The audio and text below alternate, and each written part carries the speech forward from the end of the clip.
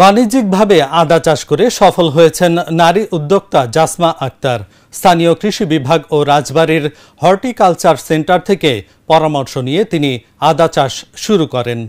YouTube দেখে অনুপ্রাণিত হয়ে আদা চাষে উৎসাহী হন এই নারী উদ্যোক্তা। রাজবাড়ী থেকে হেলাল মাহমুদের পাঠানো তথ্য ও চিত্রে ডেস্ক রিপোর্ট।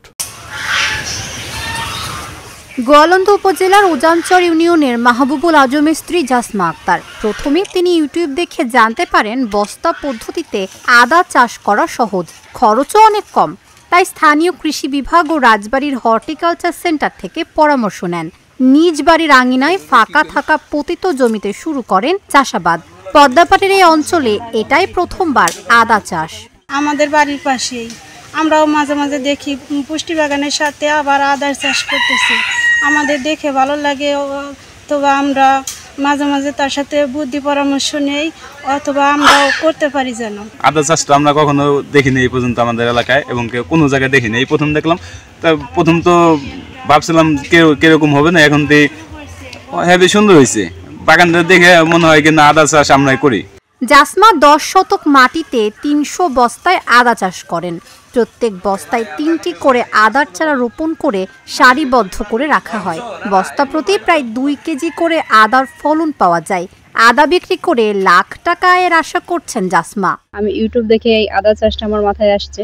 গোয়ালন্দ কৃষি অফিস থেকে আমি গেছিলাম, তার আমার এইখানে যে পারিবারিক পুষ্টি বাগান দিয়েছে তাদের আওতায় এই আদা চাষটা ছিল না। তো আমি রাজবাড়ী হর্টিকালচার থেকে আদা প্রদর্শনী আনছি।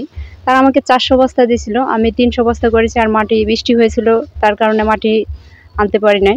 তো এখন যে পরিমাণে আমার আদা গাছ ভালো হয়েছে, সবাই বলতেছে আশা করি আদা এই প্রথম লাগেছে, কেউ কখনো দেখে নাই। আমি প্রথম নিয়ে আসছি এই গোয়ালন্দ বস্তায় আদা চাষ। তো যে পরিমাণে গাছ হয়েছে, আমি প্রথম করেছি, জানি না কতটুকু হবে। তো আশা আছে ফলনটা ভালোই হবে। আর আমি চাই যদি সরকার আমাকে সহযোগিতা করে, তো আমি সামনে আরো ভবিষ্যতে বাণিজ্যিকভাবে করতে চাই।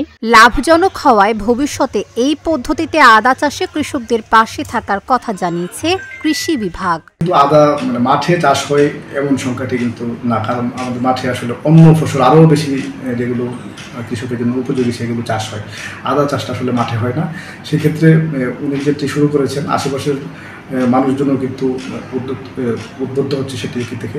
আর জাসমা আক্তারের যে এটি কিন্তু মূলত কৃষি সম্প্রসারণ অধিদপ্তরের হর্টিকালচার উইং এর অধীন যে হর্টিকালচার সেন্টার রয়েছে রাজবাড়ীতে, সেখান থেকে কিন্তু সেটি সরকারিভাবে উদ্যোগ নেওয়া হয়েছে। পাশাপাশি ওনার উদ্যোগেও কিন্তু এটি সফলভাবেই বাস্তবায়ন হচ্ছে। এই পদ্ধতিতে আদা চাষ করে লাভবান হলে নিজের পাশাপাশি এলাকার অন্যান্য কৃষকদেরও এই পদ্ধতিতে আদা চাষে অনুপ্রাণিত করার ইচ্ছে এই নারী উদ্যোক্তার। Dhaka journal news desk.